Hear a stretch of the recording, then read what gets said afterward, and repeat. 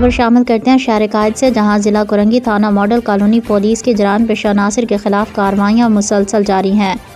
ترجمان S S P ضلع کرنگی نے رائل نیوز ٹی وی کے چیف رپورٹر کراچی جاوید محمود آرائیں کو بتایا ہے کہ D I G S doctor Farooq Ali Lanjar اور ایس ایس پی ضلع کرنگی محمد طارق نواز کی خصوصی ہدایت پر عمل درآمد کرتے ہوئے تھانہ model colony S H O sub inspector Shaukat Awan نے پولیس پارٹی کے ہمراہ دوران گشت ایک ملزم کو گرفتار کر لیا ہے۔ پولیس کے مطابق گرفتار ملزم اس قبل بھی پولیس کے ہاتھوں گرفتار ہو کر جیل جا چکا ہے۔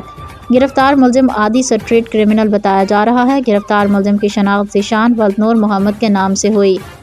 گرفتار ملزم کا سابقہ کرمنل ریکارڈ ذیل ہے۔ ایف آئی آر نمبر 352/2025 زیر نمبر 324 ملزمان گرفتار ذیشان بلوچ ولد نور محمد نے قتل کی نیت سے فائرنگ کی اور موقع سے فرار ہو گئے۔ F I R number 353/2025 US 23 I1 SSA گرفتار ملزم کے قبضے سے ایک پسٹل 9mm پسٹل برآمد ہوا۔